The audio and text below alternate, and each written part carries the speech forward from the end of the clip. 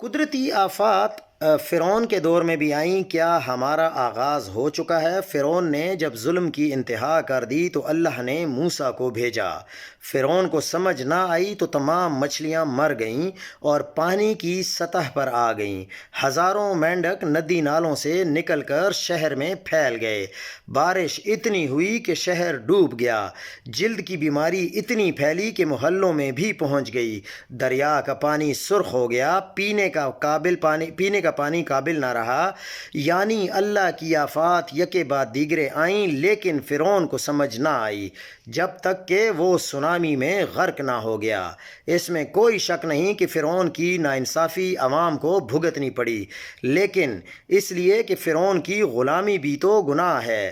جن کے بچے قتل کر دیے گئے وہ شام کو فرعون کو سجدے کرتے تھے۔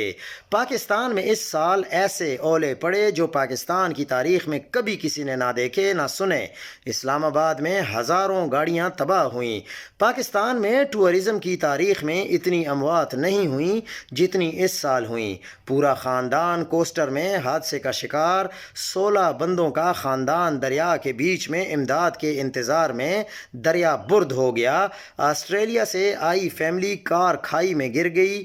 بابو سر میں درجنوں گاڑیاں پانی بہا کر لے گیا۔ 4 دوست گاڑی سمیت کھائی میں غائب ہو گئے اور بے شمار دوسرے حادثات ہیں۔ گلگت میں سیلاب نے بہت تباہی پھیلائی اور پھر بنیر میں ایسا سیلاب آیا کہ پورے گاؤں مٹی کے نیچے چلے گئے۔ پھر پنجاب میں ایسا سیلاب آیا کہ 20 لاکھ لوگ بے گھر ہو گئے۔ 24 لاکھ ایکڑ زمین پر کھڑی فصلیں تباہ ہو گئیں۔ زلزلوں کے جھٹکے بھی آ رہے ہیں۔ سبزیاں، کاٹن اور دوسری فصلیں تباہ ہو گئیں۔ اب مہنگائی کا طوفان آئے گا۔ ٹیکسٹائل انڈسٹری کو کاٹن امپورٹ کرنی پڑے گی۔ امریکہ کا 16% ٹیرف الگ ہے۔ ایکسپورٹ کم ہوگی۔ سیلاب کے بعد جو بندوں کی تعمیر نو، دریاؤں، نہروں کے کنارے اور انفراسٹرکچر کی بحالی کے لیے فنڈز چاہیے ہوں گے۔ بیرونی امداد بالکل نہیں آئی اور نہ آئے گی، کیونکہ دنیا کو شک ہے کہ ہم امداد کھا جاتے ہیں۔ 20 لاکھ لوگ اپنے گھروں کی مرمت اور تعمیر کیسے کریں گے؟ ان کا کاروبار تباہ، مویشی تباہ، مزدوری ختم، انہیں تو کھانے کے لالے پڑے ہوئے ہیں۔ غربت میں مزید اضافہ ہوگا۔